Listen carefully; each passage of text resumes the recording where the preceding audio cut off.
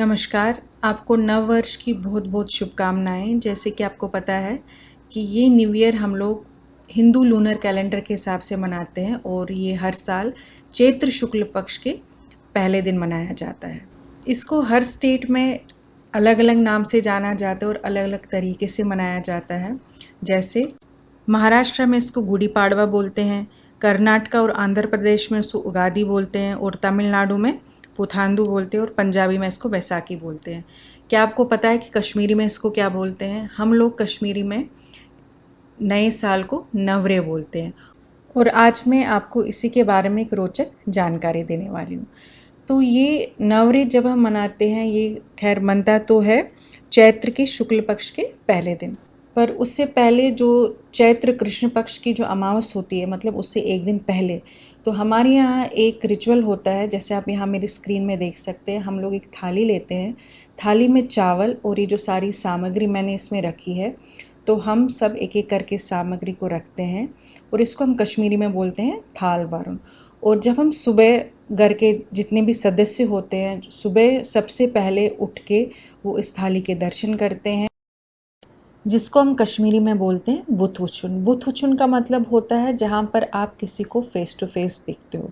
और ये जो चीज़ें हम इस थाली में सजा के रखते हैं, हर किसी चीज़ का अपना एक सिंबॉलिक सिग्निफिकेंस है।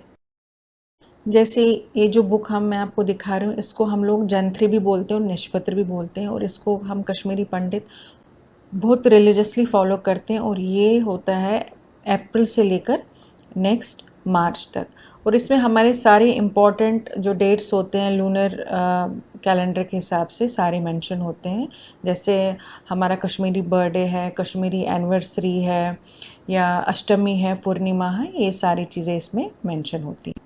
फिर है ब्रेड। ब्रेड का सिंबॉलिक सिग्निफिकेंस है, वो है that's for absorption and expansion.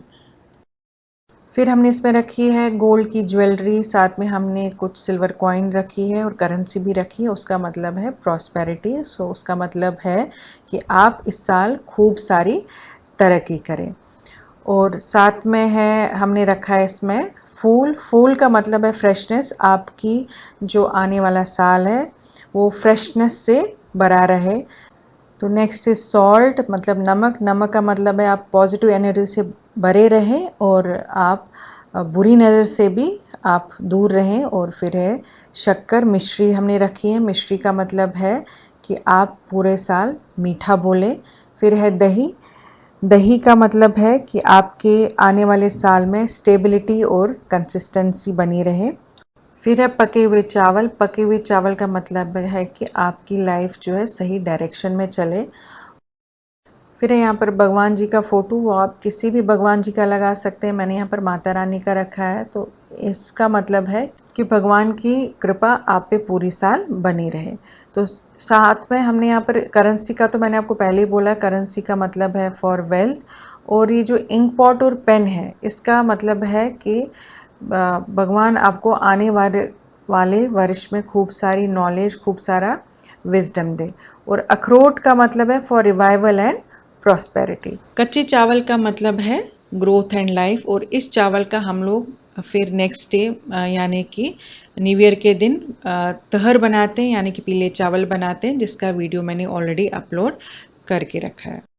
तो तहर बनाने के बाद जो सबसे पहला भोग जो होता है, जो बिल्कुल फीका होता है, उसमें हम नमक और तेल बिल्कुल ऐड नहीं करते हैं। तो सबसे पहले हम भगवान जी को भोग लगाते हैं, या फिर आप इसको चिड़िया या गाय को भी खिला सकते हैं। उसके बाद जो बचा चावल होता है, जो तहर होती है, उसमें हम लोग तेल और नमक ऐड करते हैं और अच्छी तरह से मिला के उसको पूरे अपनी फैमिली में सब मेंबर्स को बांट देते हैं।